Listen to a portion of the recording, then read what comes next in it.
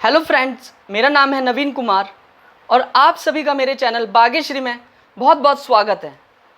स्वर किसे कहते हैं? एक ऐसी मधुर आवाज़ जिसको सुनकर हमारे मन को खुशी का एहसास होता है, उसे स्वर कहते हैं। कुल स्वर कितने होते हैं? कुल स्वर 12 माने गए हैं, जिसमें कि 7 शुद्ध स्वर माने गए हैं, 4 कोमल स्वर माने गए हैं और 1 तीव्र स्वर माना गया है।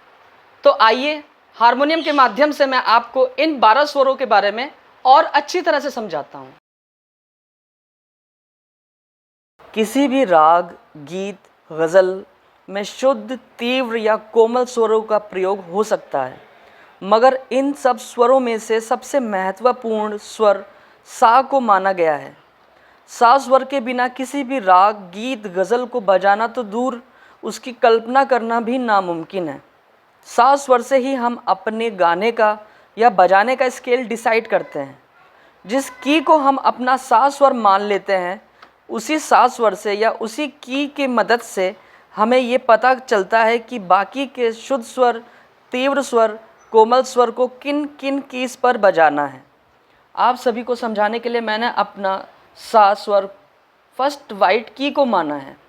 अब इस की के हेल्प से या इस सा स्वर की हेल्प से हमें ये पता चल रहा है कि हम सभी शुद्ध स्वरों को और सभी कोमल स्वर और तीव्र स्वरों को किन किन कीज पर बजाना है। जैसे कि सारे शुद्ध स्वरों को हमें वाइट कीज पर बजाना है, कोमल रे को फर्स्ट ब्लैक पर बजाना है, कोमल गा को सेकंड ब्लैक पर बजाना है, तीव्र मा को थर्ड ब्लैक पर बजाना है, कोमल धा को फोर्थ ब्लैक पर बजाना है, कोमल नी को फिफ्थ ब्लैक पर बजाना है।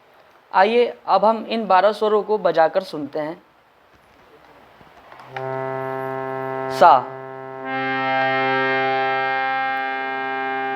कोमल रे,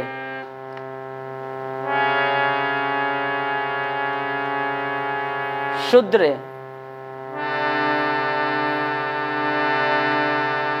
कोमल गा,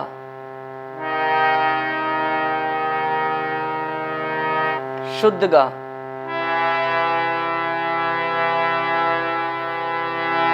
मा, तीव्र मा,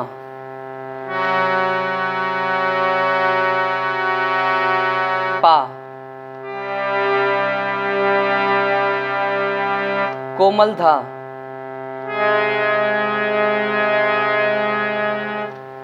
शुद्ध धा, कोमल नी, शुद्ध नी,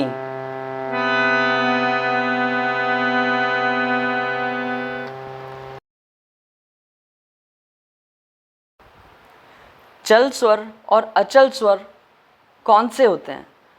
चल स्वर वह स्वर होते हैं जो अपने स्थान से एक स्थान पीछे या एक स्थान आगे बजाए जा सकते हैं। अचल स्वर वो स्वर होते हैं जो सिर्फ अपने ही स्थान पर बजाए जा सकते हैं। जैसे कि अचल स्वर में से सा और पा, ये दोनों अचल स्वर हैं, ये सिर्फ अपने ही स्थान पर बजाए जा सकते हैं।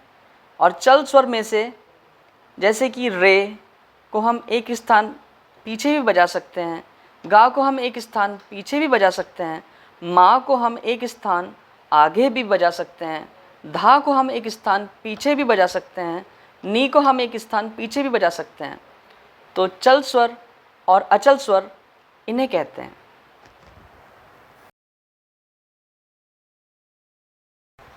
अब हम जानेंगे स्वरों के चिन्ह के बारे में, स्वरों के साइन के बारे में। शुद्ध स्वरों के नीचे या ऊपर कोई भी साइन या कोई भी चिन्ह नहीं लगाया जाता। इससे हमें ये पता चलता है कि ये स्वर शुद्ध स्वर हैं।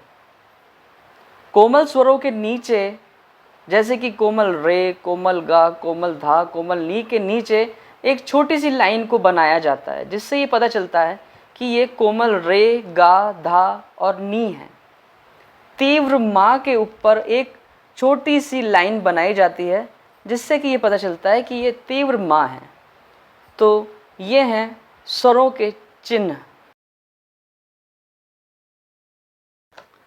अब हम सीखते हैं हर एक स्वर के पूरे पूरे नाम।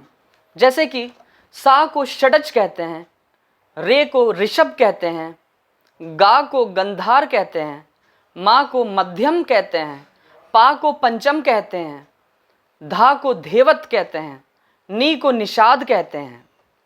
आज की वीडियो में हमने जाना कि स्वर किसे कहते हैं, कुल स्वर कितने होते हैं, सा की महत्वता क्या होती है, चल स्वर और अचल स्वर किसे कहते हैं, किस स्वर के नीचे कौन सा चिन्ह या साइन का प्रयोग किया जाता है, और स्वरों के पूरे पूरे नाम भी हमने आज जाने।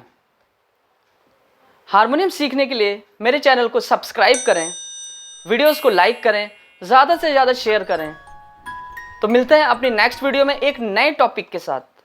तब तक के लिए आप सभी अपना ध्यान रखें। Take care.